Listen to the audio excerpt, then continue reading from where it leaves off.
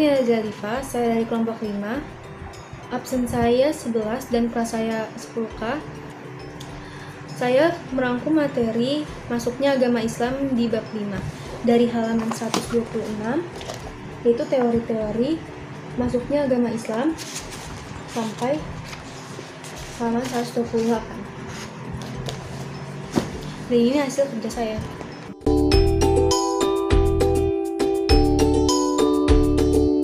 Sekian dari kami, kurang lebihnya kami mohon maaf. Wassalamualaikum warahmatullahi wabarakatuh. Halo, perkenalkan, nama saya Mafaza, kelas 10K. Hari ini saya sedang merangkum buku agama Islam bab 5 dari halaman 129, 130 hingga 131. Ya, ini hasil ya, baru setengah lah ya. Sekian, arigato gozaimashita. Assalamualaikum warahmatullahi wabarakatuh. Saya Raka Agustian dari kelompok 5, absen saya 30 dan saya dari kelas 10K. Saya merangkum materi agama Islam bab 5 dari halaman 132 sampai halaman 133 tentang Datuk Tunggang Parangan dan Sultan Zainal Abidin. Dan ini hasil kerja saya.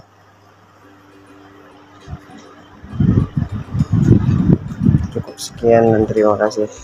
Assalamualaikum warahmatullahi wabarakatuh. Nama saya Jessica Darwono, kelas 10K dari kelompok 5, absen ke-18. Di sini saya merangkum keteladanan para ulama penyebar ajaran Islam di Indonesia dari halaman 134 sampai halaman 136. Dan ini hasil kerja saya.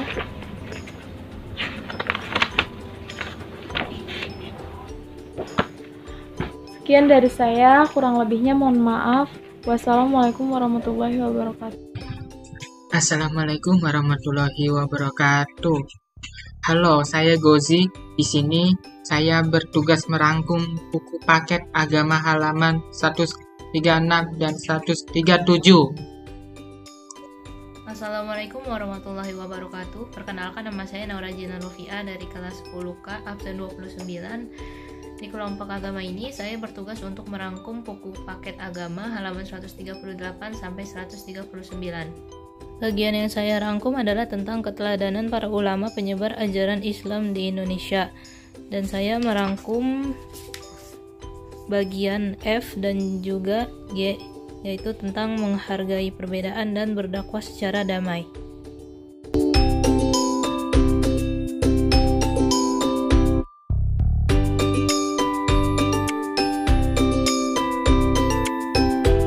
Ini adalah hasil tugas saya.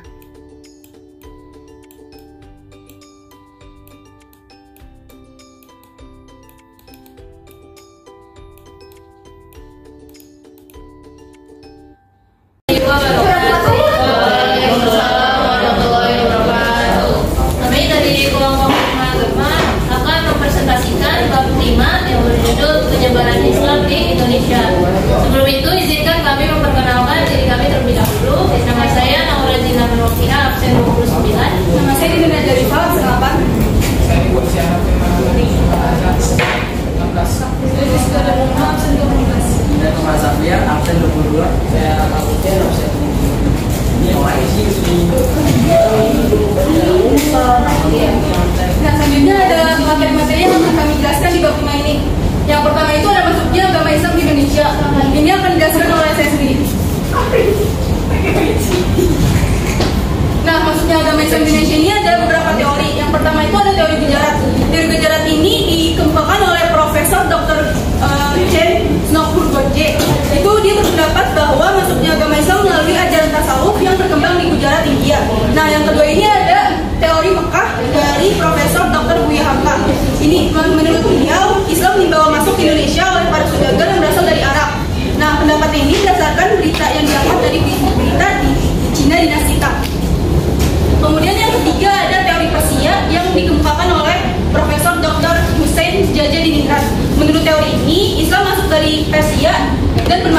Indonesia yang berdasarkan pada sistem mengeja huruf Al-Quran terutama di Jawa Barat yang menggunakan ejaan Persia. Yang keempat ada teori Cina yang dikemukakan oleh Profesor Dr. Slamet Mulyana. Menurut Slamet, Sultan Demak dan Wali Songo merupakan keturunan Cina yang berdasarkan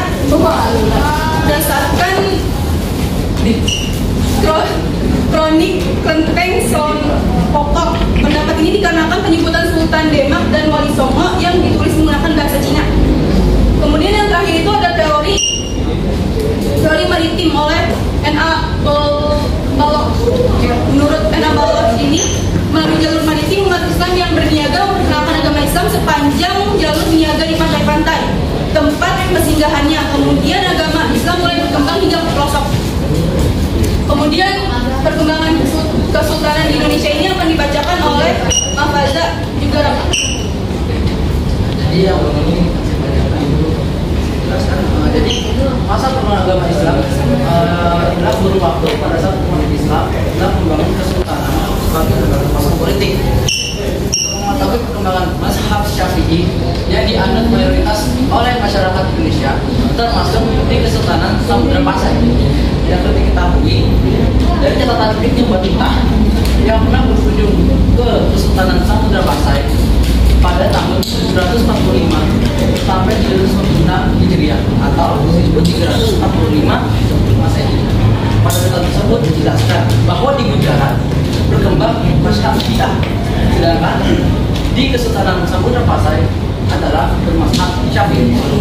Sejarawan Belanda membagi periodisasi sejarah Indonesia menjadi 4, yaitu zaman Hinduisme dan Dinamisme, 2 zaman Hinduisme dan Buddhisme, 3 zaman Islamisme, 4 zaman Katolikisme dan Protestanisme. Sejarah Islam dituliskan setelah Kerajaan Majapahit mengalami kemunduran pada abad ke-15 Masehi. Tidak dijelaskan bahwa sejak abad ke-7 Masehi agama Islam sudah tidak kuatkan di Indonesia. Akibatnya Islam dianggap baru masuk dan dikenal pada abad ke-15 Bab 3, tokoh penyebaran ajaran Islam di Indonesia. Apa aja sih tokohnya? Jadi yang pertama itu adalah Sultan Malik Al-Asri. Sultan Malik Al-Soleh merupakan pendiri dan raja pertama di Samudra Pasai. Sultan Malik Al-Soleh merupakan tokoh penyebar Islam di Nusantara dan Asia Tenggara.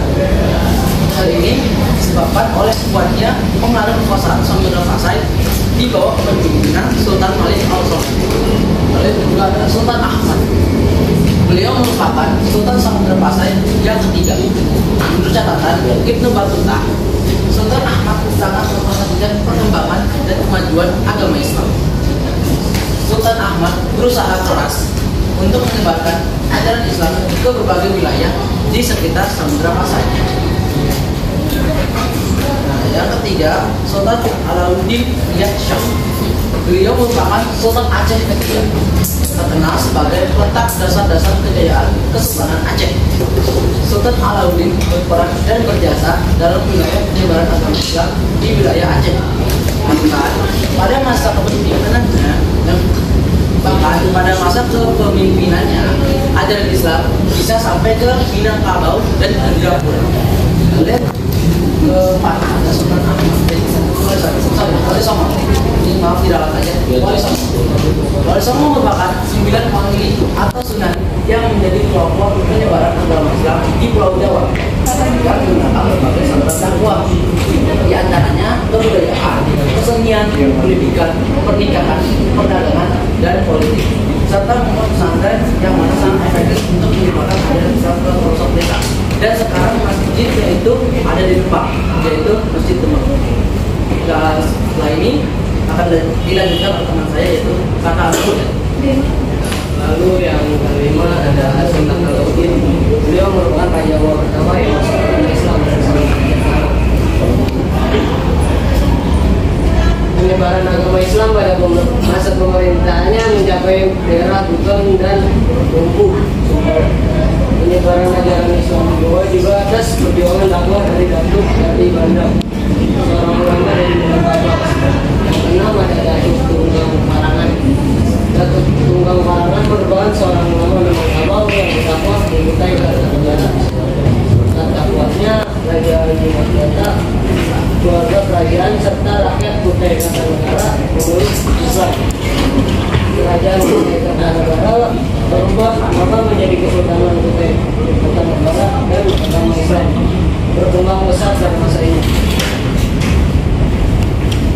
Apa ada Sultan Jainuddin sejak usia kuliah beliau mendapatkan pendidikan agama dari ayahnya dan dari seorang ulama bernama Datuk Maulana Hussein. Setelah dirobatkan menjadi raja, beliau menjadikan Islam sebagai landasan resmi negara hingga kerajaan Ternate berubah nama menjadi Kesultanan Ternate. Salah satu peran terpenting Sultan Zainal Abidin dalam penyebaran agama Islam adalah mendirikan pesantren dengan pengajaran yang didatangkan oleh Suku Jawa. Selain itu, beliau juga mendirikan JOED atau Mubato Akhirat yang bertugas membantu Sultan dalam menguasai pelaksanaan syariat Islam di Kesultanan Ternate. Akhirnya gerakan Islamisasi yang dilakukan oleh Sultan Zainal Abidin ini diikuti dan ditiru oleh raja-raja lain. Nah, selanjutnya ada yang keempat itu peradaan para ulama penyebar ajaran Islam di Indonesia. Ini akan dibacakan oleh Jessica, Gosi, dan Nora. Hadis hidup sederhana. Para ulama penyebar Islam di Indonesia hidup secara sederhana dan bersengaja untuk katanya beriman. Mereka menyederhanakan semua hal yang berkaitan dengan terbagi dan Allah memerintahkan orang-orang beriman agar menyederhanakan hartanya sebagian satu dalam Quran surat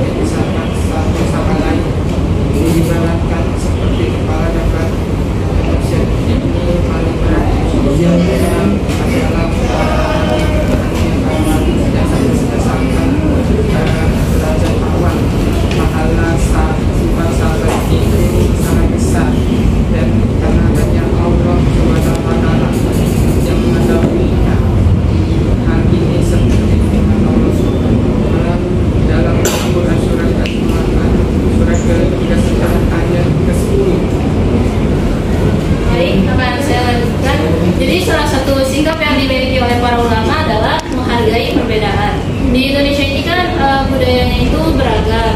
Nah, para ulama ini tentunya mereka menghargai budaya-budaya yang ada di Indonesia. Jadi para ulama ini tetap mengizinkan para masyarakat untuk menjalankan budaya yang sudah diselaraskan dengan ajaran agama Islam. Nah, dengan begitu budaya dengan agama itu tidak bertabrakan, justru malah mampu beriringan. Nah, sikap toleran ini tentunya dapat menumbuhkan rasa persatuan dan kesatuan, yang dimana rasa saling menghargai ini bisa kita tumbuhkan dengan saling mengenal sesuai dengan Quran Surat Al-Hujurat ayat 13. Lalu yang selanjutnya ada berdakwah secara damai. Nah, para ulama di Indonesia ini tentunya mereka berdakwah secara damai, secara aman dan tentram. Jadi mereka tidak memaksakan masyarakat untuk masuk ke Islam. Jadi mereka tetap berdakwah secara damai. Dan juga lisan yang keluar dari para ulama pun lisan yang baik, yang penuh hikmah dan juga penuh doa, bukan perkataan yang kasar yang mengandung ujaran kebencian. Baik, kami akan buka sesi tanya jawab. Apakah ada yang ingin bertanya? Jika ada yang ingin bertanya, angkat tangan ya. Saya ingin bertanya, apa bedanya wali dengan ulama? Jadi bedanya wali dan ulama itu adalah wali itu intinya lebih tinggi daripada ulama.